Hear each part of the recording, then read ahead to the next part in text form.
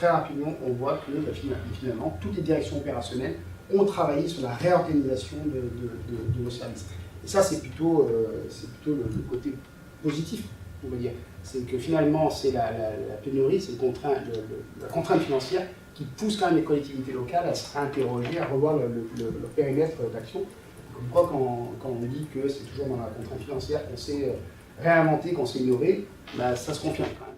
C'est que tout ce qui est établissement de proximité, notamment les bibliothèques de quartier, ce sont ou des petites structures dans les crèches, par exemple, à petits effectifs, ou les centres de loisirs à petits effectifs, les collectivités locales se réinterrogent, notamment les mairies. C'est-à-dire qu'elles ne veulent pas revoir de fond en comble une politique publique, mais par contre, quand elles revoient quelque chose, c'est d'abord ces petits établissements qui ont des frais de structure très élevés, notamment en charge de personnel. Et donc, tout simplement, on commence d'abord par diminuer l'amplitude horaire de la structure, et parfois, on va jusqu'à la fermeture. Le symbole même, c'est les bibliothèques de quartier, petites unités, alors, elles sont revues. Par contre, ce qui ressort, c'est qu'il y a très peu de suppression de politique publique, de pans entiers de politique publique. Il n'y en a quasiment pas. C'est-à-dire que, par exemple, il n'y a aucune collectivité qui a décidé d'abandonner la compétence voirie ou la compétence périscolaire. Ça n'existe pas.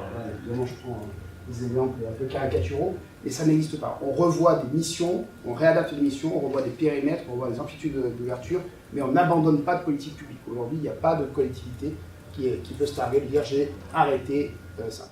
L'externalisation fait peut-être des économies en termes de masse salariale, ça a des coûts cachés, y compris même des coûts de, alors je parle dans les grandes collectivités, des coûts de suivi qui sont quand même très importants. Donc là, on était avant PPCR, donc évidemment c'est un peu périmé, mais les règles d'avancement d'échelon sont rarement remis en cause, c'est-à-dire qu'on reste, quand c'est un minimum, et c'est quand même à 80% dans les collectivités, alors si on a un minimum, c'est rarement remis en cause, donc là le PPCR va changer ça.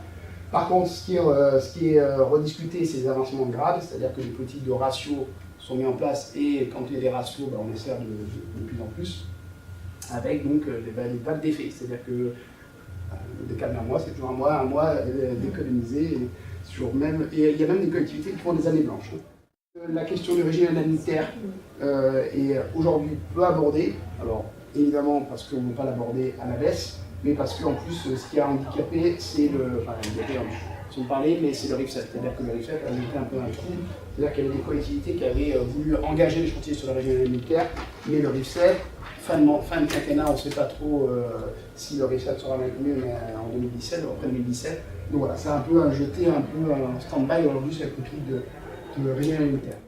Et surtout, quand c'était abordé sur le travail, c'était pas le volume annuel qui était remis en question, mais ce qui a été dit, plutôt, on a profité pour mettre en place l'annulation, revoir les styles de travail, les simplifier notamment, ou éventuellement travailler sur les amplitudes horaires d'ouverture.